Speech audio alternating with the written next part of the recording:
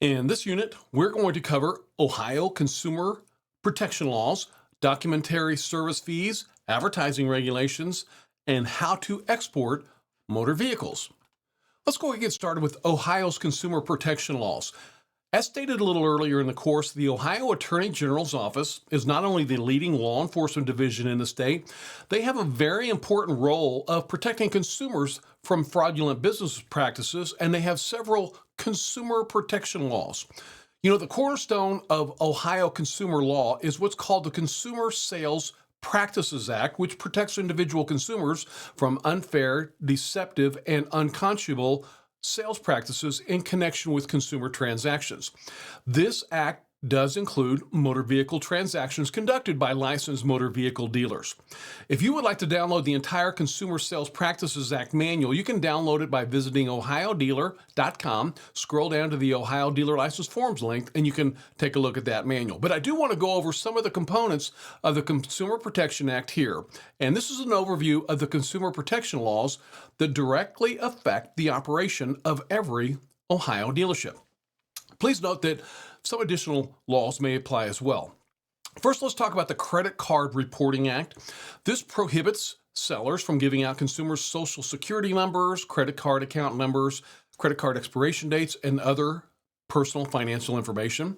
The Credit Card Truncation Act prohibits sellers from printing credit card expiration dates of more than 5 digits on a consumer's credit card receipt. The Motor Vehicle Collision Repair Operators Act requires registration and insurance for people who repair vehicles that have been damaged in collisions. The Odometer Rollback and Disclosure Act makes it illegal to alter or conceal the mileage reading of a vehicle, and it establishes a $1,000 penalty for tampering with an odometer. It also requires written notice of any odometer repair. The Security Breach Notification Act requires sellers to notify consumers if a security breach puts their personal information at risk for identity theft or other fraud. The Certificate of Motor Vehicle Title Act. This gives consumers the unconditional right to cancel their vehicle purchase if a dealer does not deliver the title within 40 days of the purchase. And this is the law that also created that title defect rescission fund that allows us to sell motor vehicles immediately upon possession, even before we have possession of the titles. The Consumer Sales Practices Act. This protects consumers from deceptive advertising and other types of fraud. It prohibits sellers from taking advantage of a consumer's illiteracy or mental or physical disability or the inability to understand the terms of a sale or a contract. It makes it illegal for sellers, such as dealers, to misrepresent the nature of their products, the price of their goods, or the terms of a transaction. The Lemon Law. This requires manufacturers to notify buyers of their right to compensation if a vehicle is defective. So this requires auto manufacturers to repair or replace lemon vehicles within a reasonable period of time. And normally that's only going to apply to manufacturers. The Telemarketing Act. This allows the Ohio Attorney General to enforce federal telemarketing laws. So if you want to read all those, you can certainly go to the ohiodealer.com website, scroll down to the dealer forms page, and you can easily read the entire Protection Act. Next, we're going to go over document fees, or what the state refers to as a document service fee. Now, I'm sure that you're aware that you will normally be making the majority of a profit on a vehicle by the markup. For example, when you purchase a vehicle at a dealer auction, you're going to mark the price of the vehicle up and sell it on your lot. So you will be making a profit on the markup, but you can also incur additional profits on document service fees. You're probably aware by now that you are going to have a lot of documents to complete on every motor vehicle that you sell. Well, the Ohio Revised Code 4517.261 permits a motor vehicle dealer to charge a documentary service fee for a retail or wholesale or lease of a motor vehicle. So the state does allow you to charge a customer a fee for completing all the paperwork on a motor vehicle transaction. It's called a documentary service fee. But before you charge any document fees, you need to be aware of the strict guidelines you must follow before charging a document fee. First of all, the documentary service fee must be specified in writing. Now, I want you to be aware an itemization of all individual services is not going to be required, but the documentary service fee must be in writing. So you can either charge a maximum fee set by the Bureau of Motor Vehicles that is tied directly to the Consumer Price Index, or 10% of the vehicle price, whichever is less. And I want to repeat that very important information. You can either charge a maximum fee that's set by the Bureau of Motor Vehicles that is tied directly to the Consumer Price Index, or 10% of the vehicle price, whichever is lower. And you will include that documentary fee in the total taxable amount of the vehicle, like I showed you a little while ago when we were using the Ohio Tax Finder. Now let's go ahead and talk about the maximum documentary fee that is set by the BMV. The maximum fee is set by the BMV every year, and it can change every year, and it's directly related to the Consumer Price Index. So the maximum fee will be adjusted annually on the last day of September, and it will be published on the Ohio Bureau of Motor Vehicles website. Now I want to repeat that very important information as well. The maximum fee changes every year on the last day of September. You're either going to be a document fee charging dealer that charges the document fee on every transaction, or you'll be a non-document fee dealer that never charges document fees. And if you are a document fee charging dealer, you may never waive the document fee. So let's say, for example, you're a document fee charging dealer and you charge one customer a document fee, then you charge the next customer a document fee, and then the third customer says they're not going to pay the document fee and you waive the fee. Well, if you think about that scenario, you've charged the previous customers additional fees that were not charged to later customers, which would give the previous customers legal recourse against you. So what happens if you have a customer in your office, pounding his fist on a table stating he's not going to pay any document fee? Well, he is going to pay a document fee. You can never waive the fee. However, you could lower the price of the vehicle to an amount that would equal the elimination of the document fee. But once again, if you are a document service fee charging dealer, you may never waive the document fee. So please remember, the maximum amount changes on the last day of September every year. And you can visit the BMV website to find the maximum fee that can be charged for that year. Or you can call the dealer licensing section in Columbus at 614-752-7636 to find out the maximum fee that can be charged for that year. You may never charge more than the maximum fee that's set by the BMV for that year. Please never charge more than the maximum fee that is allowed. Next, I want to cover advertising regulations. Advertising can be a really important component in the operation of your dealership. And there is a reason that every other ad on the radio and TV is a dealer ad, because advertising in this industry can be very, very effective. The following advertisement regulations apply whether you are advertising in print, radio, television, display, and all forms of internet advertising, including your own dealership website. The Attorney General's office has developed a list of what they deem deceptive advertising. If you're ever accused of deceptive advertising, that could lead to an investigation from the Attorney General's office. So that is something we certainly want to avoid. And I'm going to go right down the list here and cover deceptive advertising practices. The use of inaccurate photographs when advertising a specific automobile is deceptive. So you can't run an ad in your local newspaper for a beautiful Cadillac Escalade that shows a price of $5,000, and the vehicle on the lot is really a dented up 1996 Chevy Tahoe. So you can never run inaccurate photographs.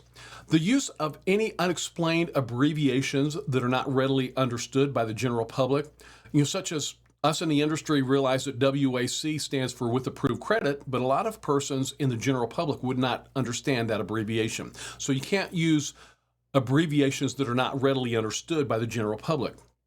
You can't use the terms such as specially selected, valued customer, or similar terms if the customer has not been specifically targeted with that advertising. Let's say, for example, with a direct mail piece. It's deceptive to use one or more asterisks, which disclaimers confuse or contradict the message of the original advertisement, falsely implying that a dealer can sell vehicles at a lower price than other dealers as a result of their size, inventory, or sales volume is actually unfair and deceptive. Using factory outlet, factory authorized sale, special purpose, or other similar terms to imply that the dealer has a special relationship with the manufacturer, which is greater than other dealers, is unfair and deceptive. The use of liquidation sale, closeout sale, or other similar terms used to create the impression that the business is going to cease to exist. So you never want to run a going out of business sale unless you are in fact going out of business. And I do hope that's a sale that you never have to run. Using repossession sale, seized vehicles or similar terms to induce a belief that the vehicles were obtained through repossession or seizure and sold at lower prices is unfair and deceptive unless it is actually true. It's deceptive for a dealer to offer a vehicle at a specific price and fail to make that vehicle available for sale. If an advertised vehicle is not in stock, your ad must specify that the vehicle is not in stock and it must be ordered. An advertisement that fails to disclose the duration of a limited time offer is also against the law. So you can't run a big radio ad telling everyone to come in for free hot dogs, and then when someone comes in wanting a free hot dog, you tell them that they've got to take a test drive. That would be deceptive. The use of lowest prices, guaranteed lowest prices, prices lower than anyone else's, or similar terms is unfair and deceptive unless such claims can be substantiated, which is going to be very, very difficult to do. Comparing the offering price to the dealer's cost or the actual cost or similar terms is deceptive due to the difficulty in determining the dealer's actual net cost. It's deceptive to use the word rust proofing in any ad, so you may no longer advertise rust proofing. I also want to read this very important line out of your manuals. It says right there, if a current or previous model year vehicle is used, you must disclose the words used, previously owned, or pre-owned. I want to repeat that very, very important information. If a current or previous model year vehicle is used, you must disclose the words used, previously owned, or pre-owned. Since you are going to be a used dealer selling only used motor vehicles, you must have the words used, previously owned, or pre-owned in every ad. So please do be aware of that. I also want you to be aware that all motor vehicle invoice advertisements in Ohio must clearly and conspicuously disclose the following: that the factory invoice may not reflect the dealer's actual cost. How many times have you heard a dealer that has an ad that says something like, we're selling all of our vehicles for a penny over invoice? Well, I guarantee a dealer is never going to be selling a vehicle for a penny profit, but dealers are actually allowed to create invoices as long as they state that the factory invoice may not reflect the dealer's actual cost. And this would normally apply to franchisors that are selling new motor vehicles. Let's talk about bait advertising, which is sometimes referred to as bait and switch advertising. Bait and switch advertising is never allowed. And I want to give you an example and help you comply. Let's say, for example, you advertise a 2024 Corvette in your local paper, and the first person that comes in loves it, they buy it, and now the 2024 Corvette's gone. Next, you have another customer that comes in asking to see that 2024 Corvette they saw in the paper. So you're going to want to say something like, I'm sorry, we sold that Corvette you were interested in, and I'm going to call you when we get another one just like it. And that's all you want to say.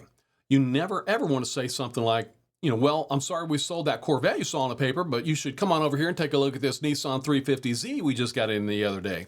And what you've done in that scenario is you baited the customer in with an ad, and then you switched the customer to something that was not in the ad, and that is a violation of state and federal law. You never, ever want to bait and switch. Now, if the customer says something like, oh, okay, well, you sold the Corvette, is there something else you can show me? Then you can show the customer something else because the customer initiated the switch. So remember, the customer can initiate the switch to look at something that was not in the ad, but the dealer may never initiate the switch to a vehicle that was not in the ad. This would be a violation of state and federal law. And finally, dealers may not attach any tag or placard bearing the dealer's name when they drill the placard into any part of the vehicle unless the purchaser gives the dealer permission in writing. So years ago, we had dealers that would create a metal placard with their dealership name and actually drill it into the trunk for permanent advertising. Well, that's no longer allowed. If you want to use adhesive to place your dealership name on the back of the vehicle, that would be allowed, but you can't drill into the vehicle and mount it unless the customer gives you written permission in advance. Next, I want to cover exports. I know that you're probably going to be opening a dealership on that corner of a busy intersection or along a highway, and you wait for customers to drive by and visit your lot and hopefully purchase a vehicle from you.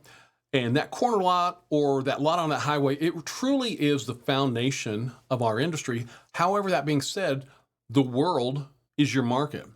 And there's always some area on the planet that has some type of motor vehicle shortage, and you can legally export your vehicles to other countries to meet this demand.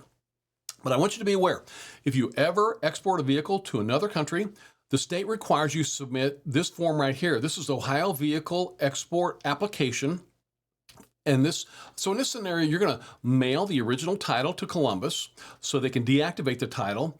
Then they will send you a certified copy that you will send to the customer that lives in the other country. So once again, the original title will be mailed to Columbus. They're going to deactivate that original title. They're going to send you a certified copy that you're going to send to the customer that lives in the other country. I want you to be aware that failure to provide this document when you are exporting a vehicle can lead to a $2,500 fine or more.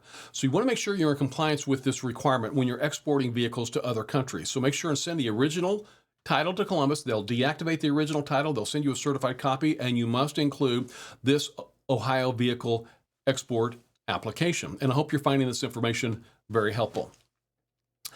I want to make sure that you are very aware you can review all of this content at ohiodealer.com at any time. Just go click on the dealer course videos, and you can cover Unit 7. And in Unit 7, we covered Ohio's consumer protection laws, the documentary fees that can be charged for preparation of documents, strict advertising guidelines, and then also I wanted to show you how to export motor vehicles.